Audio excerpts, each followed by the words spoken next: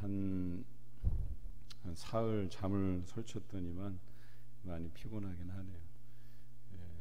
우리 비가 3일째 내리고 있는데 뭐 가뭄 같은 날에 단비 같은 소식이긴 한데 우리 교회 내에서 여기저기 또 이렇게 보일러가 정확히 어디가 터진지 모르겠는데 그래서 여기저기 지금 물이 새는 상황에 있는데 우리 유소년부 입구하고 당회실하고 제 사무실까지 이렇게 물이 새는 바람에 잠시라도 그 자리를 떠나면 이 물이 한강이 되기 때문에 계산을 한번 해보니까 양동이로 한 1시간에서 2시간 그 텀으로 한 양동이씩 물이 나오더라고요. 그래서 야, 이거 그냥 뒀다가는 그냥 한강이 되겠구나 해서 거기에 매달리고, 또 우리 양 목사님 이제 거의 이제 해제된 상황이긴 하지만 아직 온전히 회복되지 않아서 몸이, 제가 설교를 또 이렇게 저렇게 감당하다 보니까 이게 피곤이 몸에 느껴질 정도네요. 사실은 제가 웬간해서는 뭐 일 많이 하고 뭐 늦게까지 일한다고 해서 이렇게 피곤하거나 하는 그런 체질은 아닌데 양해를 부탁드려요. 성도들 가운데 우리 목사님 컨디션이 좀 안 좋으신 것 같다 지레짐작하시는 것 같은데, 저는 여러분이 생각하는 그 정도는 아니고요. 하여튼간 말씀에 더 깊이 부여잡고 살아야 되겠다 하는 생각이 더 납니다. 어찌 보면 육신은 쇠약해져도 그 영이 그 모세처럼 하나님을 이렇게 뚜렷이 볼 수 있는 영적 안목을 가질 수가 있다면 그것도 좋겠다 하는 생각을 해봅니다. 우리가 연약한 중에 또 잘 알지 못한다고 하나님 앞에 그 어리석음을 고백하는 그때 가장 지혜롭고 가장 강한 때임을 경험해 가시는 이번 사순절 기간이 되었으면 합니다. 많은 사람들이 주변에 또 확진자가 생겨서 온라인으로 참여하시는 분들이 평소보다는 좀 더 늘었고, 또 여러 면에서 걱정스러운 부분은 있지만 그래도 한 주간 이렇게 저렇게 알아보니까 어느 정도 윤곽이 잘 잡혀서 이분들이 잘 관리되고 하면은 좀 안정이 되겠다 싶은 생각도 있고, 또 한편으로는 우리가 잘 아는 이제 무증상의 경우와 또 하나는 마을을 가다가 권사님 한 분을 뵀는데 감기 증세가 있으세요. 그런데 이게 코로나 검사 안 하셨냐고 물어봤더니 그거는 하기 싫다고 안 하고 약만 지어왔다 그래요. 그러니까 본인 스스로가 이 코로나에 대해서 좀 뭐랄까 안 좋은 인식이 있으셔서 그런지 몰라도 이렇게 뭔가를 하면 자기가 뭐 여러 부분 불편한 부분이 이제 생기리라는 생각 때문에 안 하시는 이유도 있겠다. 물론 뭐 안 해도 건강하게 잘만 지나가면 크게 상관은 없는데, 하여튼간 이번 주일날은 우리가 조심스럽게 밀접 접촉이 되어 있는 분들이거나 할 때는 좀 안전하게 집에서 예배 드리시면 좋겠다 하는 생각이 듭니다. 어떻든 간에 이제 해제되기 전까지는 여러분들이 조심해 주시고 또 각자가 그렇게 온라인으로 예배 드려 주셨으면 좋겠다는 생각이 듭니다. 계속해서 우리가 요한복음 묵상하고 있는데요.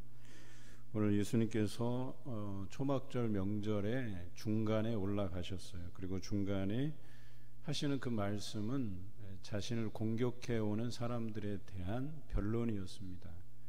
왜 안식일에 일하지 말라고 하는데 병자를 고치고 그런 일로 인해서 문제를 일으키느냐라고 했을 때 할례의 이야기를 하면서 왜 할례는 아무 소리 안 하면서 똑같이 생명을 살리고 또 의미 있는 일들을 하는데 안식일이 무슨 대수냐라고 라고 말씀하시면서 그들을 놀라게 했죠. 예수님의 그 권위 있는 가르침은 믿는 자들에게는 능력이 되지만 믿지 않는 자들에게는 충격으로 다가오는 말씀이기도 했습니다. 매사에 하시는 말씀마다 우리에게 충격이 아닐 수 없었고 또 우리에게 도전이 되고 우리에게 능력이 되는 그런 말씀들로 다가올 것입니다. 물론 믿는 자들이 다 능력이 되는 건 아니고 믿는 자들에게도 그동안 내가 말씀에 밀접하게 붙어 있지 않는 사람들에게는 충격적이죠. 이야기를 통해서 내가 정말 말씀 안에서 살아가지 못했구나 하는 자기 반성이 나오게 되거든요. 믿는 사람들이 놀라는 것들은 내 신앙의 현주소를 알 때 놀라게 돼요. 내가 이거밖에 안 되는 사람이었구나 라고 하는 그런 생각이 들 때 그렇다는 거죠. 사실 예수 그리스도 앞에서는 누구도 죄가 없는 사람이 없어요. 그럼에도 불구하고 우리는 예수 그리스도와 동행이라고 하는 이 주제를 가지고 내가 이 40일 동안은 말씀 안에서 살아보자, 또 말씀으로 승리하자, 또 말씀을 통해서 우리가 묵상한 내용들을 정리해 가면서 내게 주신 은혜가 뭔가를 하루하루마다 살펴보는 그런 작업들을 하고 있어요. 뿐만 아니라 요한복음을 쓰기 시작하면서 또 매일같이 묵상하는 말씀에 대한 귀한 깨달음이 있기를 바라는 마음이고, 그 깨달음이 1인 1전도 생활하는 데까지 나아가면 좋겠다 하는 생각으로 시작을 했습니다. 여러분의 신앙의 현주소는 어디까지입니까? 이것은 직분과 상관이 없습니다. 직분이 중직자라고 해서 이런 일에 더 참여하고 더 적극적으로 그런 것도 아니고요. 또 이런 재직에 속해 있지 않는다고 해서 그 사람이 마땅히 신앙이 뒤처져 있고 게으르고 그런 것도 아니다라고 하는 사실이죠. 이것은 어디까지나 예수 그리스도와 나와의 1대1의 관계에서 비롯되는 것이에요. 올 사순절은 만만치가 않죠. 우리가 작년을 비교해 보면 작년에도 사실은 부활절을 앞두고 여러 가지 이렇게 부분이 확진자가 더해가면서 어려움이 있었어요. 그런데 지금은 그때보다 더 어려운 것 같아요. 그때보다 더 이렇게 혼란하고 예상되지 않는 부분들이 주변에 좀 있고, 또 비교해 보자면 작년에는 처음 하는 그런 부분이다 보니까 뭔가 새로운 도전이라고 참여하는 사람도 있었지만, 또 올해는 그거 해보니까 나에게는 크게 도움되지 않을 것 같아 라고 생각하는 사람도 덜어 있을 것 같고, 또 어떤 사람들은 샤이라 그러죠. 부끄러워서 그냥 눈으로만 보고 매일 읽고 묵상하는 사람들이 있는 것 같습니다. 저희가 보니까 제가 묵상한 걸 올릴 때마다 그걸 보는 횟수가 100회 이상은 나오는 거 보면 그래도 이분들이 들어와서 그 묵상한 내용을 유심히 살펴보는구나 하는 생각은 들었어요. 하지만 중요한 것은 자기 믿음으로 가져오는 작업, 내 신앙의 성장으로 가져오는 작업이 너무나도 중요하다라고 하는 것이죠. 오늘 예수님께서 명절 끝날에, 이 초막절의 하이라이트는 끝날이에요. 성경에는 7째 날 또는 8일이라고 표현되어 있는데 8일 지켰다고 보는 게 이제 현실상 맞는데, 시작하는 날이 첫째 날이 아니고 그 다음 날이 첫째 날, 둘째 날 이렇게 넘어가면서 7째 날, 8일 날 이런 뜻이에요. 7월 15일이 초막절의 시작인데 이제 마지막 날이 여호와의 성회로 모이는 날이었습니다. 사람들이 이 날을 손꼽아 기다리고 또 이 날에 축제와 같은 분위기가 형성이 되죠. 그때 예수님께서 그 명절 끝날에 많은 사람들 앞에서 큰 소리로 이렇게 말씀하십니다. 누구든지 목마르거든 내게로 와서 마시라 그랬어요. 사마리아 수가성의 한 여인에게 한 표현과도 흡사하죠. 그래서 그녀에게 영원히 목마르지 않은 샘물을 주겠다고 약속하셨잖아요. 그것이 오늘 성경에서는 해석이 나오죠. 성령을 가리켜 말씀하신 것이라 39절에 기록되어 있죠. 그렇습니다. 예수님께서 십자가에 죽으시고 부활하시고 승천하실 때에 너희를 위해서 보혜사 성령을 너에게 보내시겠다 이렇게 표현하고 계시죠. 그래서 이후에 오순절 마가의 다락방에서 성령의 임재의 사건이 일어나고 그 후로부터 죄사함의 세례를 받는 이들이 성령을 선물로 받는 아름다운 일들이 일어나게 됩니다. 그런데 우리가 살아가면서 이 성령의 충만함 가운데 거해야 되는데 이 성령에 충만하지 않은 상태에서 살아갈 때가 많다는 거예요. 그러니까 삶이 재미없고 삶이 피곤하고 삶이 뭐예요? 날마다 하나님을 찬송할 만한 뭐가 없다라고 생각을 하기 쉽죠. 그런데 한번 성령 충만한 사람들은 이 사순절 기간을 통해서 뭔가 하나님께서 내게 부어주실 은혜들을 사모하게 되고 또 참여하게 되고 그 안에서 즐거움과 또 기쁨 가운데 거할 수 있게 된다라고 하는 것입니다. 이것이 생수의 강이 흘러나오리라 하는 말씀이죠. 저는 이 말씀이 너무나도 와닿습니다. 예수님과 동행하는 그 길이 내게 성령 충만한 삶이 되고 내 안에서 생수의 강이 흘러넘치는, 마치 이것은 에스겔의 환상에서 보여준 그 여호와의 성전이 그 백성들이 하나님 앞에 올바로 섬기지 않았을 때 여호와의 성전에서 그 이렇게 빠져나가는 여호와의 영광이 빠져나가는 듯한 그 환상에서 다시금 그들이 회개하고 돌아올 때에 그 물줄기가 이제 그 예루살렘 성전으로 이제 들어오는 그런 부분들을 묘사하고 있는데 마치 그것과 같은 거죠.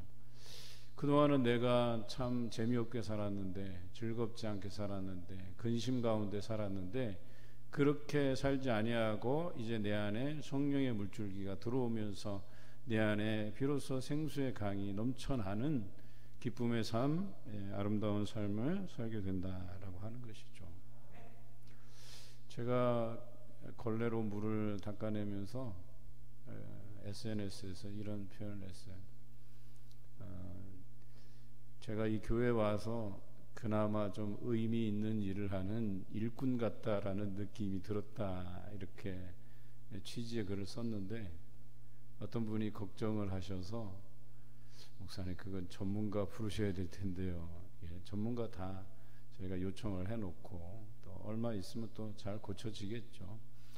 그런데 그 얼마간의 시간 안에서 내 육신이 피곤하지만 또 당회실도 그렇고 여기저기 돌아다니면서 물 새는데 혹시 다른 사람들 불편하고 힘들지 않을까를 이렇게 돌아보는데 뭔가 좀 일한다 하는 그런 느낌이 좀 드는 것 같아요. 코로나로 인해서 제가 과거에 사역했던 그 어떤 어려움 속에서 힘든 과정 안에서 내가 느끼는 그 희열, 기쁨, 또 의미 있는 그 일들에 대한 느낌이 사실 적었는데 그 사소한 것들을 통해서 내게 기쁨이 있고 성령의 충만함으로 뭔가 내가 이 일을 해야 된다, 감당해야 된다라고 하는 책임감이 있다는 것 자체가 얼마만인가에 대한 느낌이 있었어요. 물론 그 외에도 이 말씀을 준비하면서 거기에 대한 책임감도 늘 느끼고 어떻게 말씀 묵상하면서 전달할 것인가에 대한 고민들이 있지만 그래도 몸 쓰는 일은 그렇게 처음인 것 같아요. 하도 그냥 쥐어짜다 보니까 손이 다 쓸려갖고 이 손이 마디마디가 이제 쑤시는 것 같아요. 그런데 그런 일들을 통해서도 기쁨이 있다는 게 무엇이겠습니까? 우리가 성령 충만한 삶 안에서 살면 어려운 일, 힘든 일, 고난 속에 있더라도, 고통 중에 있더라도, 육신이 건강하지 않은 상태에서도 예수님과 동행하는 그것이 내게 기쁨이 되고 힘이 되고 능력이 된다라고 하는 것이겠죠. 오늘 이 말씀을 들은 무리의 반응들이 어떠했냐면 이 사람은 참으로 선지자다라고 하는 사람들이 있고, 또 한 부류는 어떤 사람 그리스도라고 인정하지만 어떤 사람들은 어떻게 그리스도가 갈릴리에서 나올 수 있느냐라고 반문하게 되죠. 여러분, 갈릴리라고 하는 것은 소외된 도시예요. 도시가 아니죠. 거의 이곳은 말 그대로 지금으로 얘기하면 할렘가, 병들고 가난하고 빼없고 돈 없고 이런 기반이 없는 사람들이 살아가는 동네가 갈릴리였었어요.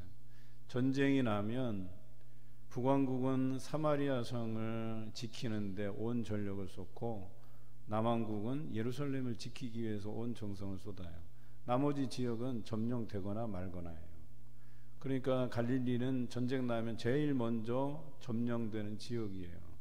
아수르의 침략 때도 그랬고 바벨론의 침략 때도 그랬고, 그것은 버려진 땅이에요. 그렇게 버려진 땅이고 거기에서 살아가는 사람들은 소외된 사람들이에요. 그런 사람들 앞에서 메시아가 활동을 하신 거죠. 물론 베들레헴에서 태어나셨지만 애굽으로 피신했다가 나사렛이라는 동네에 와서 살다가 예수님께서 공생애를 시작하시면서 갈릴리에서 사역하셨거든요. 그리고 마지막 십자가의 여정을 위해서 예루살렘으로 오게 되시는 거죠. 물론 공관복음은 그렇게 기록되어 있지만 요한복음은 적어도 3번 예루살렘을 다녀간 것으로 기록되어 있죠. 오늘이 바로 그 말씀이에요. 그런데 저는 그런 생각을 해봅니다. 예수님의 그 권위 있는 가르침에 대해서는 누구도 부인할 수 없었다라고 하는 거예요. 그러면서 한쪽은 대제사장과 바리새인 편에서 자신들이 그 종교 카르텔에서 먹고 사는 사람들, 그래서 이것이 허물어지면 나에게 충격이 될 만한 사람들은 예수님을 적극적으로 부인하게 되죠. 이 사람은 이단이다, 이 사람은 하나님의 아들이 아니시다, 메시아가 아니시다, 이렇게 표현하기에 급급하죠. 그런데 나타나는 현상과 권위 있는 가르침만 들으면 이분이 분명 메시아인 것을 알게 되는 거예요. 이분이 그리스도라고 하는 것을 알게 되는 거예요. 그런데 이 사람들은 부인하죠. 인정하기 싫은 거예요.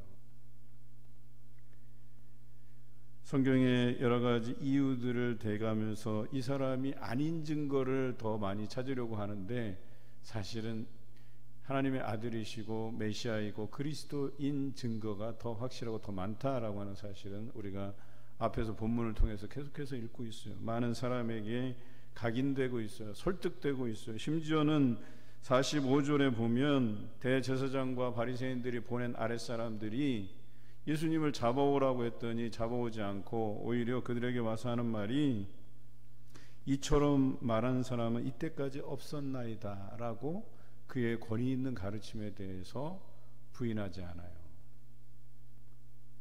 뭔가 이 사람이 대단히 잘못된 사람이고 어디서 굴러먹다 온 뼈다군가 하는 생각을 가지고 가서 잡으려고 했더니 많은 사람이 주변에 있고 병자들이 막 일어나고 말씀이 가르쳐지는데 너무나도 이건 반박할 수 없는, 너무나도 귀에 쏙쏙 들어오는 권위 있는 가르침들이 일어나기 때문에 이들마저도 그것에 대해서 부인할 수가 없었던 거예요. 그랬더니 당국자들이 너희도 그에게 미혹되었느냐 이렇게 표현하게 이르게 되죠.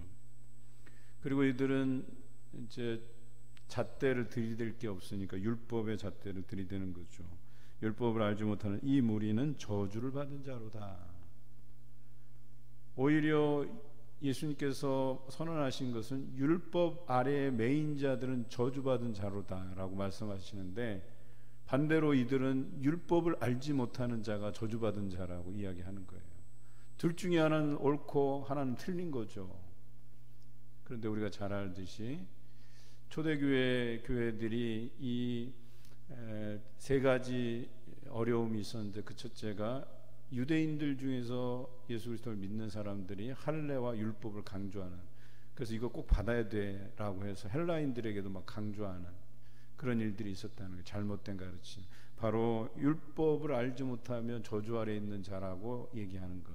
그런데 이미 예루살렘 공의회에서 결정한 것은 이들이 구약 성경을 알지 못한 헬라인들, 이방인들이 어떻게 예수 그리스도를 전하는데 그들이 믿음을 가질 수 있느냐, 이 이야기를 베드로와 야고보가 지지하면서 사도 바울과 바나바의 이야기를 경청하고 지지하고, 그래서 이방인들은 율법과 할례가 없이도 구원 얻을 수 있다, 예수 그리스도를 믿음으로, 이렇게 결정을 하게 되잖아요. 그런데 이들은 율법의 저주 아래 묶여 있는 자들이죠. 이 율법은 인간으로서 100% 온전히 지킬 수 있는 게 못 돼요.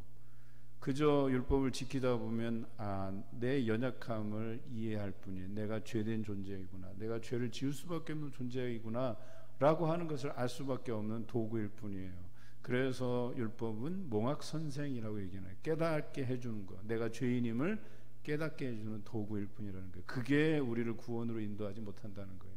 오히려 거기에 구원이 있다고 믿는 사람들은 누구나 다 죄의 저주 아래 있는 거예요. 거기서 벗어날 길이 없는 거예요. 그런데 예수 그리스도를 믿음으로 인해서 그분의 보혈이 우리의 죄를 덮는 거죠. 씻기는 거죠. 구약의 제사처럼 그 어린 양의 피가 그들을 씻는 것처럼 예수 그리스도의 보혈이 우리를 덮으면, 죄가 씻는다는 표현보다는 덮는 표현이 맞아요. 있는 거예요. 죄는 없어지지 않아요. 있는 건데 덮어지는 거예요. 그냥 못 본 척 해주시는 거예요. 덮어버리는 거예요. 이제 이것으로 인해서 네가 더 이상 문제될 것 없어 하고 덮어주시는 거예요. 그런데 우리의 삶은 어때요? 여전히 율법의 저주 아래 있어요. 율법의 잣대로 모든 것을 판단하고 모든 것을 정죄합니다. 이래서는 안 되고 저래서는 안 되고, 이렇게 해야 되고 저렇게 해야 되고, 그것은 여러분이 판단할 문제가 아니에요. 이건 하나님께서 판단하실 문제지. 그런데 여전히 우리 신앙의 고집들이 많아요.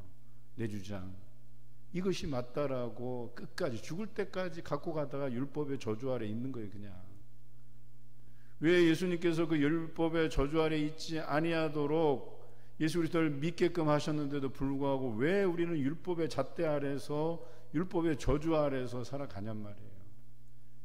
정죄하고 판단하실 분은 우리 하나님 한 분뿐이신데 왜 우리는 율법의 잣대를 가지고 자꾸 다른 사람을 바라보냐라고 하는 거예요. 이 부분을 버려야 된다는 거예요. 에큐메니컬 운동이 일어날 때 우리 기독교가 하나였다가 여러 개로 갈라졌을 때 에큐메니칼이 유행이었었어요. 한 기치로 모이자. 그런데 막상 하나가 되기 위해서는 맞춰야 될 게 너무나도 많아요. 그래서 이들이 내건 기치가 뭐냐면 다양성 속의 일치라는 단어였었어요. 다 다양함을 인정해야 된다는 거예요. 이 사람도 맞고 저 사람도 맞고 다 다양하게 우리는 하나님을 경험하고 예수 그리스도를 인격적으로 만나는 존재들이라는 거예요. 그걸 인정하지 않으면 우리는 하나 될 수 없다는 거예요. 우리가 하나 될 수 있는 것은 그런 다양성 안에서 복음을 위한 기치, 이 복음 전도를 위해서 애쓰는 그 기치만 같으면 된다는 거예요. 우리도 마찬가지죠. 사순절 예수님과의 동행, 여러분들의 그 다양성, 하나님을 만나는 그 다양성을 인정하고 우리가 그 안에서 성령 충만하게 살아감으로 인해서 그 기쁨을 주체할 길이 없어서 예수 그리스도를 전하는 자로서의 사명을 감당해 가자는 거죠. 이 한 목적을 위해서 우리가 이 사순절 예수님과의 동행을 시작한 것이죠. 그런데 이 대제사장들과 바리새인들은 믿지 않았어요. 그리고 그들을 정죄하기에 이르죠. 그때 나선 사람이 니고데모였습니다. 요한복음 3장에서 우리가 나누었죠. 이 니고데모가 중생에 대해서 예수님께 말씀을 들었거든요. 처음에 잘 이해를 못했어요. 내가 모태에 다시 들어가서 다시 태어나야 된다는 얘기입니까? 그런데 예수님께서 그것을 영적으로 해석해 주셨죠. 우리가 다시금 새 사람을 입는 것, 다시 성령 충만하게 살아가는 것을 말씀하셨죠. 여러분, 니고데모는 그 이름이 니코스 플러스 데모스, 니코스가 뭐 승리자, 뭐 정복자 이런 뜻이에요. 정복하는 사람 이런 뜻이거든요. 그러니까 그 부모가 니고데모라는 이름을 지어준 것은 멋지게 인생 살아봐, 너 이름값 하면서 살아봐 해서 지어준 거거든요. 그런데 니고데모가 그렇게 살다가 예수님을 만났는데 자기가 살아온 그 인생이 잘못된 거예요. 세상에서 성공하고 돈 많이 벌고 이것이 나의 가장 큰 가치라고 생각했는데 니고데모는 달라졌어요. 예수님을 만나고 나서 달라졌어요. 그리고 예수님을 향해서 율법 아래 저주받은 자라고 얘기했을 때 이 사람이 옳은 이야기를 하죠. 율법은 사람의 말을 듣고 그 행한 것을 알기 전에 심판하느냐. 너희가 정죄할 권한이 없다는 거예요. 정죄하더라도 이 사람의 일거수일투족 그 모든 것을 판단해보고 그것이 옳으냐 그러냐를 판단해야지 그저 그냥 무턱대고 내 마음에 안 든다고 해서 정죄하는 건 옳지 않다고 얘기한 거죠. 이제는 세상의 성공을 위해서 정복자, 승리자가 아니라 예수 그리스도의 그 권위 있는 가르침을 마음에 담고 살아가는 사람이 되었다는 거죠. 그래서 이 니고데모의 후기가 바로 여기 나오는 거예요. 그랬더니 이 사람 대제사장들과 바리새인들이 너도 갈릴리에서 왔느냐? 갈릴리에서는 선지자가 나지 못한다라고 아주 쐐기를 박아버리는 거예요. 그런 동네, 그 하찮은 동네, 그런 데서 선지자가 날 수 없다는 거예요. 여러분, 개천에서 용났다라는 표현 아시죠? 이게 부정적인 표현이에요. 긍정적인 표현이 아니에요. 개천에서 용이 날 가능성이 굉장히 희박하다는 거예요. 물론 이제 처음에는 긍정적으로 사용하지만 곰곰이 생각해 보면 그렇게 거기서 나올 확률이 거의 없다는 거예요. 그런데도 거기서 나왔으니까 대단하다 이렇게 평가를 해주는 거거든요. 갈릴리에서 선한 것이 날 수 없다고 이야기하는 거예요. 그런데 예수님께서는 이 시대에 소외받는 사람들을 향한 그 발걸음을 멈추지 않았어요. 쉬지 않았어요. 오늘 이 사순절 예수님과의 그 동행을 통해서 여러분 성령 충만한 것뿐만 아니라 소외된 이웃들을 향해서 다가서시기 바라요. 관심 가지시기 바라요.